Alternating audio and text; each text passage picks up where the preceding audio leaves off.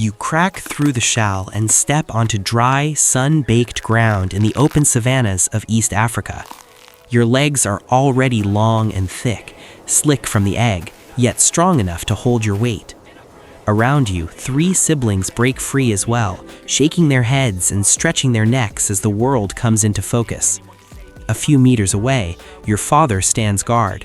His black feathers are spread wide as he scans the flat grassland in every direction. Your siblings begin to wander from the nest, and you follow. Your first steps are shaky, your legs wobbling as they search for balance. Then they find their rhythm, and you keep moving. A beetle crawls across the dirt ahead. You lower your head and peck. You miss, but your beak strikes the ground hard enough to flip the beetle over. You peck again and swallow it whole. Then your father releases a deep, booming call. All of you stop. A jackal appears in the distance, moving low through the dry grass, its eyes fixed on your group. Your father steps between you and the predator, spreading his wings wider and pushing his chest forward. The jackal slows but doesn't retreat. It circles, searching for a better angle.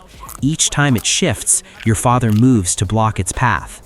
After a long stare, the jackal turns away, but it doesn't leave entirely.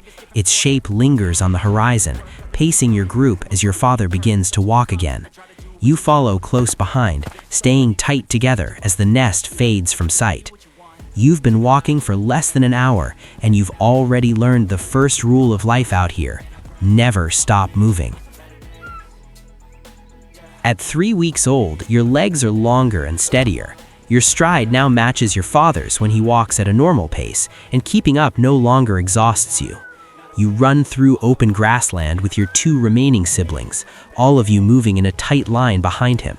One sibling didn't survive the first week, taken by something you never saw. Your father slows near a group of zebras grazing ahead. You follow as he leads you closer. The zebras lift their heads and watch, but don't flee. Your father stops near the edge of the group and pecks at seeds scattered across the ground. You do the same. There is safety in numbers out here. The zebras seem to understand that too. Then one of your siblings wanders too far, about 20 meters away, focused on something in the grass. A hyena bursts from the tall vegetation. It runs low and fast, legs pumping as it closes the distance in seconds. Your sibling sees it and tries to flee, but the hyena is faster. It lunges, bites down hard, and drags your sibling to the ground. Your father turns and runs the opposite way. You and your remaining sibling follow instantly. The zebras scatter in every direction across the plain. Your father doesn't slow until the hyena is far behind, reduced to a dark shape standing over what it caught. You keep running beside your father, legs pumping as fast as they can move. Your heart pounds hard enough to shake your entire body. 2 of you are left now, and every day you're getting faster. By 4 months old, you're much larger, nearly half your father's height. Your legs are thick with muscle from running every day. You move alongside him across open ground at a pace that once left you stumbling. Now your stride matches his without effort. When you need to, you can reach 40 kilometers per hour, fast enough to outrun most threats. Ahead, another ostrich group feeds near a small bush, an adult female with several chicks. Your father slows and approaches with his wings held slightly away from his sides. You follow close behind. The female watches but doesn't leave. Within minutes, both groups feed together in the same area. More chicks mean more eyes watching for danger. Then everything goes still. A cheetah appears about 50 meters away, its body low to the ground, eyes locked on your group. Every ostrich freezes, heads turning toward it. The cheetah creeps forward, then suddenly breaks into a full sprint. The group explodes in all directions. You run as fast as your legs can carry you, reaching 45 kilometers per hour with your father beside you. But the cheetah isn't chasing you. It targets a smaller chick from the other group, slower and farther from protection. In seconds, it closes the gap and brings the chick down. You don't stop running until your father slows and halts. Your legs tremble, your chest heaves with every breath. You're fast now, but not fast enough yet. One day, you'll need to outrun anything that moves. At 1 year old, you stand over 2 meters tall, nearly as large as your father. Your neck has thickened with muscle after a year of constant motion. You still follow him across the savannah, but you wander farther now, feeding alone for longer stretches. To break down tough plant material, you swallow small stones from the ground. They settle into your gizzard, grinding everything you eat. While pulling leaves from a thorny acacia, another young male approaches from the opposite direction. You stop. He stops. He's about your size, maybe slightly smaller. He drops his wings away from his body. Without thinking, you mirror the movement. You begin circling each other slowly. Then he runs. You sprint alongside him across the open ground, legs pounding, neck stretched forward. You reach 55 kilometers per hour with your father beside you. But the cheetah isn't chasing you. It targets a smaller chick from the other group, slower and farther from protection. In seconds, it closes the gap and brings the chick down. You don't stop running until your father slows and halts. Your legs tremble. Your chest heaves with every breath. You're fast now, but not fast enough yet. One day, you'll need to outrun anything that moves.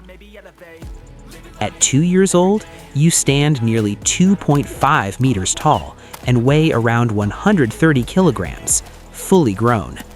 You've been alone for weeks now, separated from your father's group, searching for space of your own. When you find open grassland with good grazing and a nearby water source, you decide to claim it.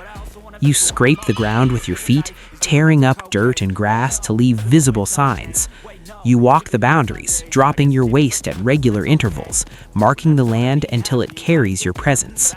Then, another male appears. He's larger, with darker plumage, older and more established.